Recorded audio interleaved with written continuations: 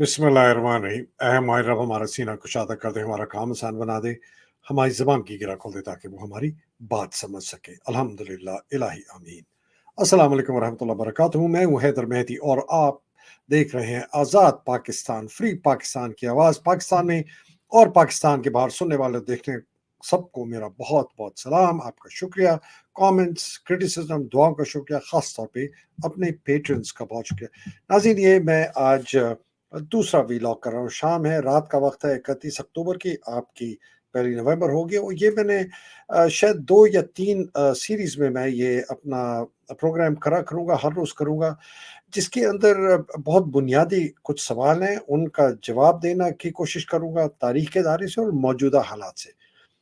बात इस वक्त ये है कि इमरान खान साहब की लाइफ बहुत खतरे में है, ये क्लियर है, इसको किसी में शक नहीं होना चाहिए। नवाज, शहबाज, जरदारी, फायज ईसा, बिलावल, आसिफा भुट्टो, जरदारी खुद, मरियम, सलमान, हमजा, नवाज के सारे बच्चे बाहर हो गए हैं। वो तो पहले ही थे। ये नहीं पता चल रहा कि ये क्यों बाहर गए। दूसरी तरफ हमने देखा कि मरवत को छोड़ दिया है सलमान अकरम राजा के ऊपर, और वो उसने अपना भौंका और बकवास करनी शुरू कर दी है। अमील अली अमीन गंडापुर ने अपनी बातें शुरू कर दी। एक मंजरनामा सामने आ रहा है जिससे मुझे ज़ाती तौर पर पहली दफ़ा बहुत ज़्यादा तशवीश है। खान साहब की सेहत की, खान साहब की खुशहाली की और खान साहब की ज़िंदगी की मुझे बहुत पहली दफ़ा, मैं जेन्युइनली आपको कहूँ, मुझे तशवीश है। क्या आसिम मुनीर कुछ प्लान कर रहा है? क्या उसके दिमाग में कोई ऐसी चीज़ है जिससे वो खान साहब के खिलाफ, पीटीआई के खिलाफ को बहुत सख्त इक़दामात लेने जा रहा है और जो ये लोग बाहर चले गए? लेकिन अगर ये नहीं भी कर रहा इस वक़्त, ये आप बात याद रखें कि ये कभी भी अपना ये जो इसका इरादा है, मकसद है कि मैंने पाकिस्तान को 10 साल, या शायद अब तो ये कह रहे हैं कि इंडेफिनिट पीरियड तक, जब तक वो समझता है कि वो इस हुक्मरानी कर सकता है फ़ौज की ताकत से, वो रहेगा। और उसके सामने जो सबसे बड़ी रुकावट है वो है इमरान खान साहब। पीटीआई के जेन्युइन मुहिब वतन जो वर्कर हैं, पूरी पाकिस्तान की आवाम है, वो इसके खिलाफ है। तो ये उनको कैसे काबू करेगा? तो फिर हम वही 3 बुनियादी सवाल पे आते हैं कि जी, सबसे पहले बुनियादी सवाल है कि ये आसिम मुनीर और ये फ़ौज की ताकत और ये पीडीएम जो आपके ऊपर मुसल्लत की गई है आसिम मुनीर और फ़ौज ने, इससे हमारा छुटकारा कैसे होगा? उसके बाद 2 और इम्पोर्टेंट बहुत अहम सवाल है, वो ये है कि मैं बार-बार, और बहुत लोग, अब तो आम अवाम, हर बंदा कहती है, पाकिस्तान की तबाही और बर्बादी की जो बुनियादी वजह है और जो उसके सोर्स है, वो है अफ़वाज पाकिस्तान की जो बेलगाम, रोक वाली, बगैर किसी एहतसाब के ताकत है। अगर आप इसको लगी लिपटी ना करें तो आप कहें कि जी, पाकिस्तान आर्मी मौजूदा सोच की जो फ़ौज है, वो पाकिस्तान की सबसे बड़ी दुश्मन है। मैं खुल के कहता हूँ।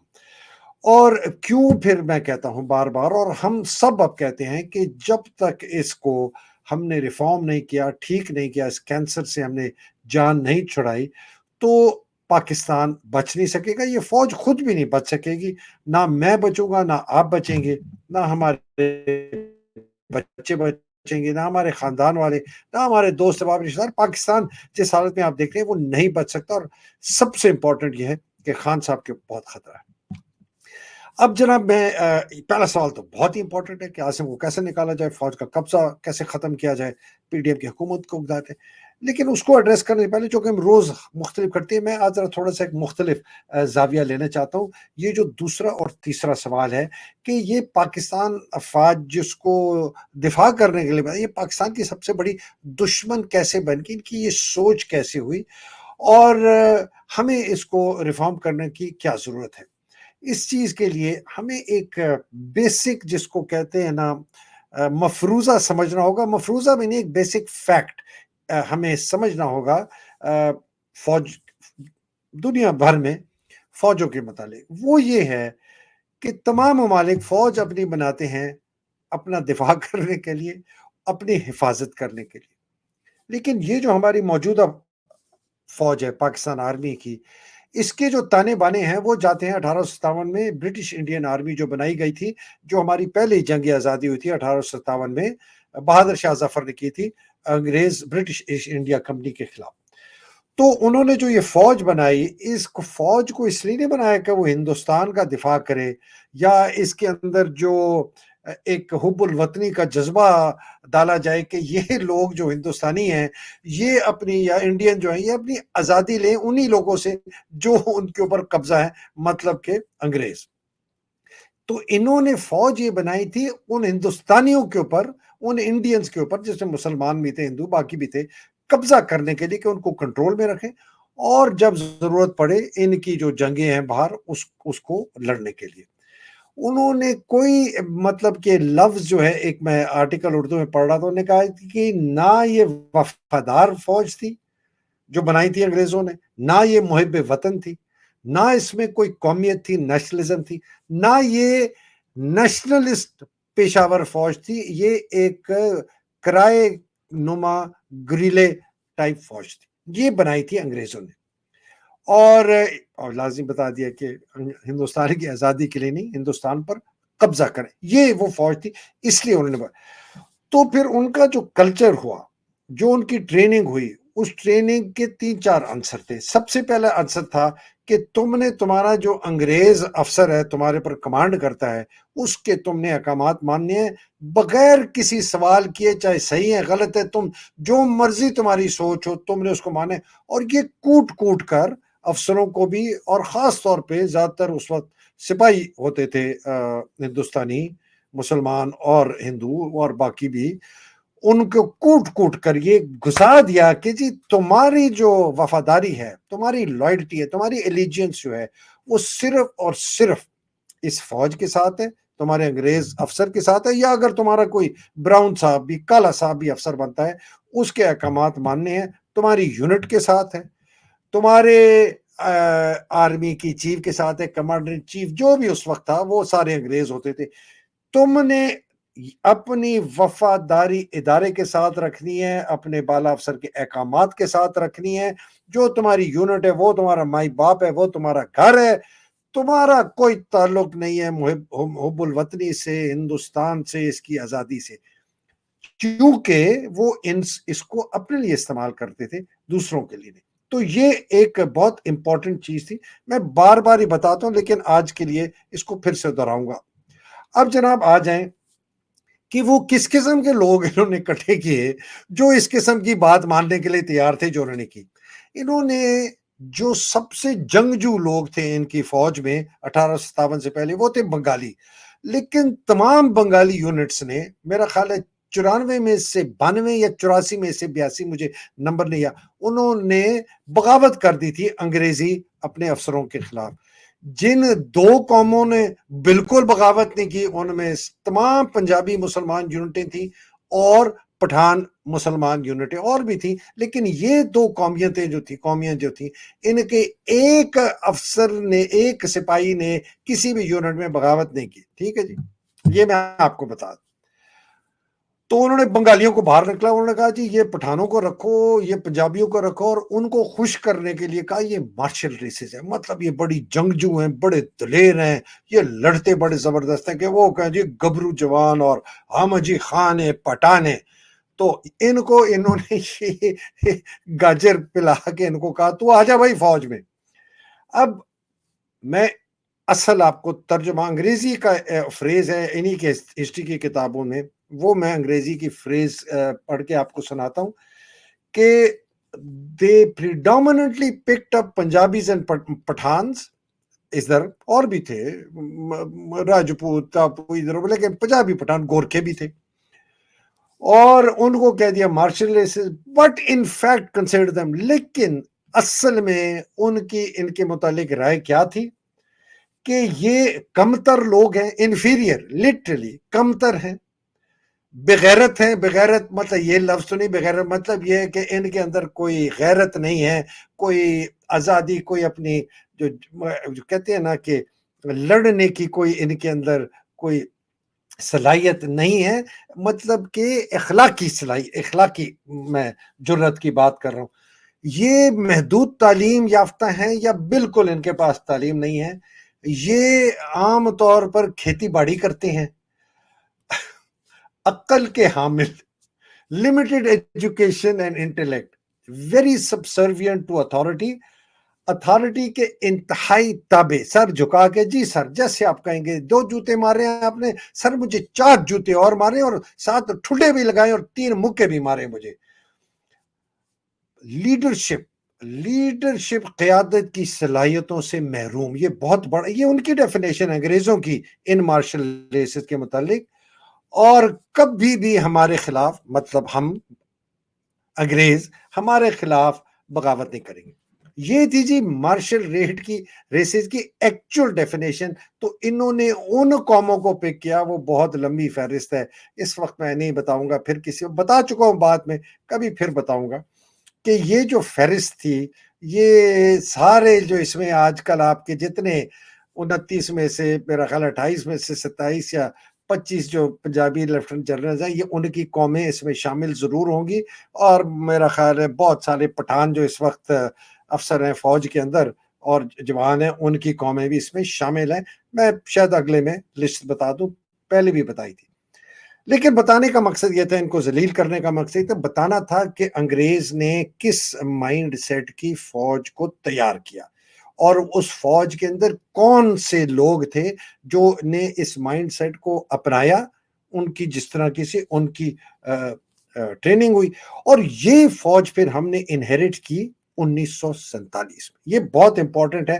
اب آپ سمجھ گئے کہ یہ فوج بنی کیسے، اس کا مائنڈ سیٹ بنایا کیسے، کس وجہ سے بنایا، کس قسم کے لوگ لیے گئے، اور ان کو کس کام کے لیے تیار کیا تھا استعمال کرنے کے لیے، یہ ہم نے ہو بہو، ہم نے بھی یہ انہیریٹ کی فوج، اور ہندوستان نے بھی انہیریٹ کی۔ تو اس لیے پہلی چیز یہ ہے کہ اگر آپ نے پاکستان کی فوج کی پاکستان کے خلاف اس کا مائنڈ سیٹ، اس کا کلچر سمجھنا ہے، تو آپ کو تاریخ پہلے یہ سمجھنی ہے کہ یہ آیا کیسے ان لوگوں کے دماغوں میں، ٹھیک ہے نا؟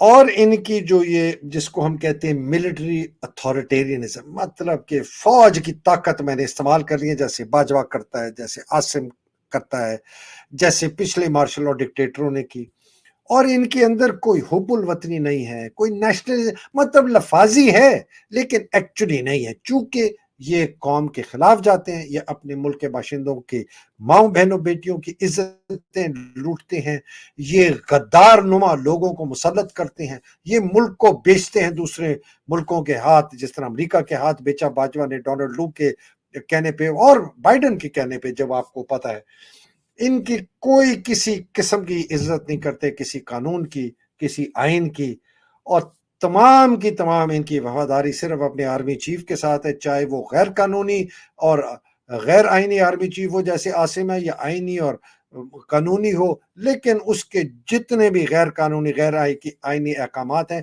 یہ مانیں گے، ایوب سے شروع کر کے آج عاصم منیر تک۔ یہ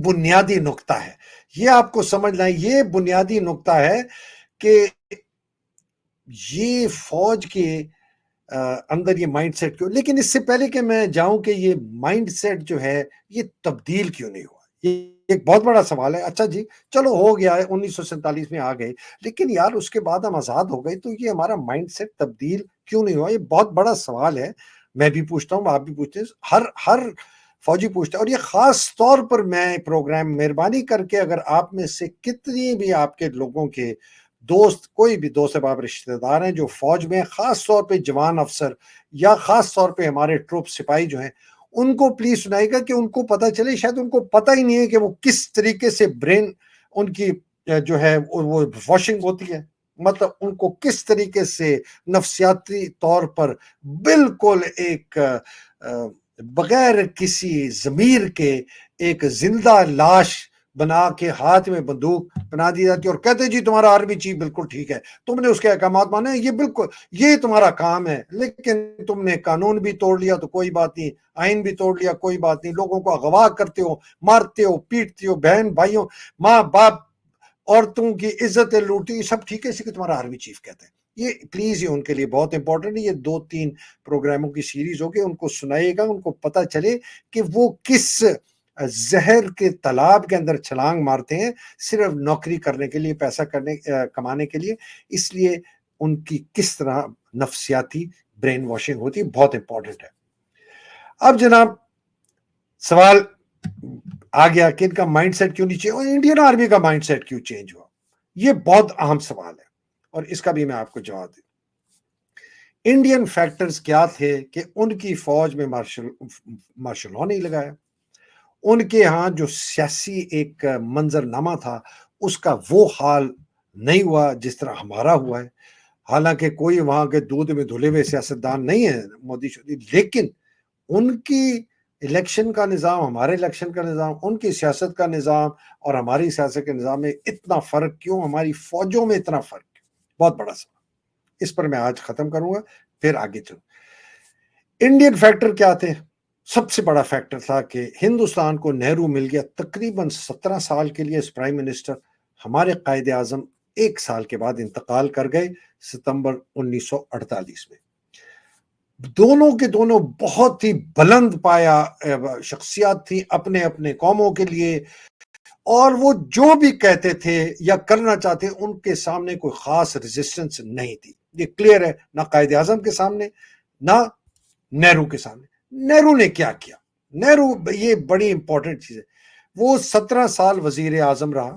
اس نے سب سے پہلے کیا کیا؟ اس نے جتنے فوجی ادارے تھے ان کو اس نے سیولین عدالتوں کے ماتحت لیا ہے۔ سب سے پہلے اس نے کہا نہیں، اس لیے کہ یہ فوجی ادارے 47 سے پہلے، پارٹیشن سے پہلے ان کے ماتحت نہیں تھے سیولین عدلیہ کے، کچھ تھوڑے بہت لیکن زیادہ تر اپنے۔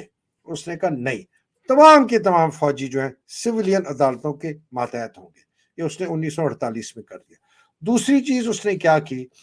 اس نے جتنے فوجی عہدیدار تھے، رینک تھے، ان کو اس نے ماتحت کر لیا سیولین کاؤنٹر پارٹ۔ مثلا کہ ایک کمشنر اور میجر جنرل کا رینک مساوی تھا، اس نے کیا آرڈر دیا حکومت نے، پارلیمان نے، کہ جی جو کمشنر ہے وہ سینئر ہوگا اور میجر جنرل جونیئر ہوگا۔ مطلب کہ اگر کہیں بیٹھنا ہے تو آگے والی کرسی کمشنر کی ہوگی، پیچھے والی میجر جنرل کی ہوگی۔ یہاں تو انسپیکٹر پولیس جو ہے وہ بھی آگے بیٹھتا ہے اور ایم این اے پیچھے بیٹھتا ہے۔ تیسری چیز اس نے کیا کی کہ اس نے آرمی چیفز کو ہر 2-3 سال بعد تبدیل کیا۔ جب اس کا انتقال ہوا مئی 1964 میں، انڈین آرمی کے 8 چیف بن چکے تھے، اور ہمارے اس وقت تک بتاتا ہوں آگے چل کے ہمارے 1964 میں کتنے تھے۔ اور اس نے بہت دور رست لینڈ ریفارم کیے، زمینیں لے لی، تمام جاگیرداریں ختم، جتنی جاگیریں تھیں ختم کر کی، تمام راجے مہاراجے ان کے جو ان کی تھیں، جو جہاں پر وہ راجے مہاراجے ہوتے تھے، سب ختم کر دیا۔ اس لیے اس کو پتا تھا یہ ان کو سیاسی طاقت دیتا، وہ نہیں چاہتا تھا کہ اس قسم کی سیاست جو ہے پروان چڑھے ہندوستان میں، تو اس نے ان کو ختم کر دیا۔ یہ بہت بڑی اس کی تبدیلیاں تھیں، اور اس وجہ سے 17 سال آئرن مین تھا، فوجی افسر، آرمی چیف اس کو آنکھیں اوپر کر کے نہیں دیکھ سکتا تھا۔ یہ تھا ہندوستان کا سفر، اور قائد اعظم کا سفر اور پاکستان کا سفر یہ میں اگلے پروگرام میں آپ کو بتاؤں گا۔ اب تک کے لیے اجازت دیجیے۔ اللہ سبحانہ تعالیٰ آپ سب کو حفظ امان میں رکھے، پاکستان کو حفظ امان میں رکھے، آپ کو پتہ چلے پاکستان کی فوج اتنی تباہی اور بربادی پاکستان میں کیوں لے کے آتی ہے، اور جو بیچارے پاکستان میں اس جد و جہد میں، جہاد میں شامل، اللہ سبحانہ تعالیٰ ان کی مشکلیں آسان کرے۔ جو قید میں خان صاحب اور ان کے ساتھ بہت ہزاروں لوگ ہیں، ان کی مشکلیں آسان کرے۔ خان صاحب کی جان کی حفاظت کی دعا ہے اللہ سبحانہ تعالیٰ سے، اور جو بیچارے شہید ہو گئے اللہ سبحانہ تعالیٰ ان کے درجات بلند کرے۔ پاکستان زندہ باد، پاکستان پائندہ باد، الہی آمین۔ السلام علیکم، خدا حافظ، بہت شکریہ جناب۔